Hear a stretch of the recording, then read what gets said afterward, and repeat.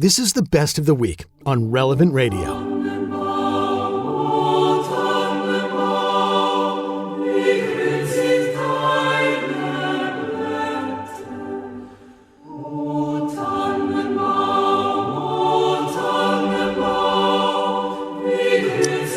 Yeah, this song, this is ganz Deutsch.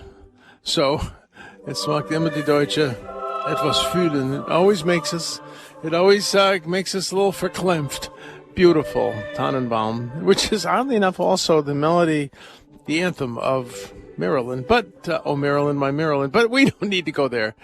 And I just want to remind you, you can listen to beautiful Christmas music, which is mostly really about Christmas on Relevant Radio. Go to the app. We'll get the app. Let us now go to letters. I have a letter here from Christine, who's listening in Chicago. My great-grandmother was born in the late 1890s. Her father owned a business. They were not rich, but definitely not poor. I remember my grandmother's story about her family Christmas traditions and the gifts they got. Each year they received a few pieces of candy and fruit, some practical items like new mittens or blankets that had been knitted by mom or grandma, and occasionally a game that the whole family could play, like a set of marbles. So when did Christmas become so materialistic? I don't know. There's a doctrine in there, but I'll take a stab at it, because it was certainly materialistic by the time I was a kid in 1950. And my mother used to talk about St. Nicholas Day, in which they received, you'd put your shoes outside your bedroom door, and there'd be some fruit and some nuts and candy in it, and maybe a little game, that kind of thing. I have a feeling it got materialistic in starting after the First World War. The First World War was a huge moment in our history that we don't really study it at all. There was only really one World War, World War Parts 1 and 2. They did not sign a peace treaty after World War I. They signed an armistice, which meant a pause in hostilities. And they went right back to it 20 years later, give or take. So I think that the materialism started then. And, that's when you started having Christmas music that had nothing to do with Christ. I really think that the Christmas music had nothing to do with Christ. And that meant that Christmas started at Thanksgiving. And now Christmas starts after, it's fascinating to me, Christmas now starts after Halloween, which we have all these light displays and monster displays dedicated to sin, darkness, and death, and ultimately the devil. And then we switch and we have all of the bright, shiny lights dedicated to shopping. And, I even as a kid, I didn't like that kind of rocking around the Christmas tree and all that secular stuff that, those are nice songs, Father. They're materialist. Half of the Christmas songs were about shopping. And there was a real push with the industrialization of America to have an industrial strength Christmas. I think that's where it is. And, what do we do? Well, it's very interesting. Father Rockin does a schmear today about how long does Christmas last.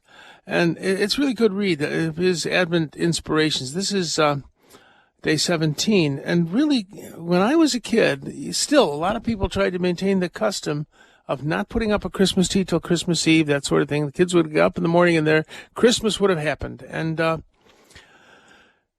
then you had the 12 days of Christmas. You celebrated until the Epiphany, which was on the 6th of January.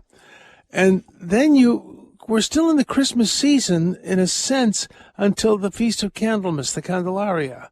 Some people would leave the decorations up till then, and I even leave the Christmas crib out until February 2nd, the feast of the presentation of Christ child in the temple.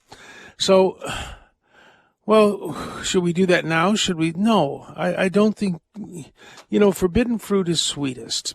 And if we deny everything to our children, I think they resent us.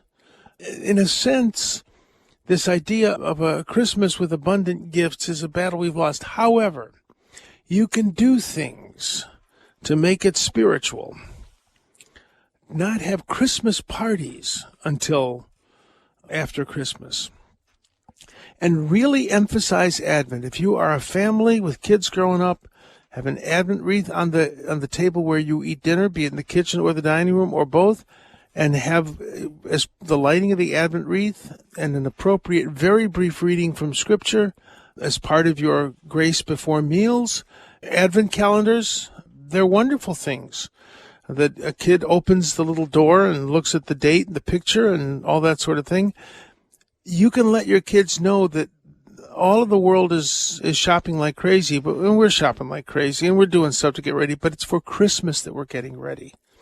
And Christmas isn't the holiday season. Christmas is the celebration of the birth of Jesus, and we're anticipating it, even in our Christmas shopping, and we're celebrating it for a week. You know, I would hold off putting up the Christmas tree as long as is humanly possible. I remember nagging my father, can't we put the Christmas tree up? Can't we put the Christmas tree up? Of course, it was on the porch. No, it's got to fill out. They had all sorts of great excuses. But I think we need to do this as Catholics, to emphasize Advent as a time of preparation for the birthday of Christ. And pick the hill you want to die on. If kids feel deprived by the depth of our faith, well, they're going to feel deprived by faith, and I don't think you want to do that. On the other hand, you can over-materialize it. You can have a more moderate gift list and de-emphasize that. That's what I would do. That's what was done in my youth, and it worked for me. So just a thought about that. All right. Let us go now to phone calls. Yellow. Hello. Who do we have on first, dear voice in my head? First up, we have Mary Alice calling in from Columbus, Ohio. Mary Alice, what can I do for you? Hello, Father Simon. Very blessed Advent to you. And to you. You were mentioning about Father Rocky's explanation about how long is Christmas and the Christmas season. I celebrate Advent and with the Advent wreath and everything, when I was growing up, my dad would we'd light the Advent candle every Sunday, and he would read either the prayer or the introit from that Sunday's Mass, and so I carry on with that tradition. And then I don't have room for a Christmas tree, but I wait until about a day or two before Christmas, and I set up the manger scene.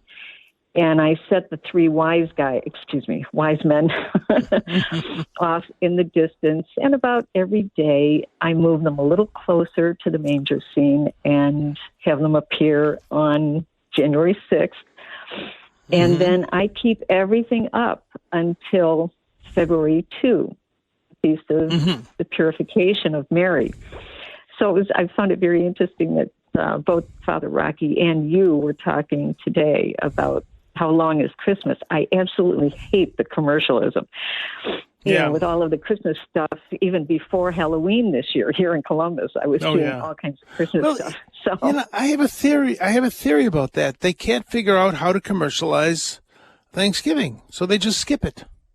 Yeah, they can't figure it out. I mean, it's all about family and food and faith. You know, you go to church, you thank God for stuff. Even pagans talk about being thankful. That when you're thankful, that opens you up to God. So, it would be nice if more people celebrated it as they should. I don't know that I recommend keeping a real Christmas tree up until February 2nd. Yeah, no. It's a fire hazard. Right. But a fake one, why not? No, I take the Christmas tree down around after the Epiphany, but then I leave the Christmas crib up. So, thank you.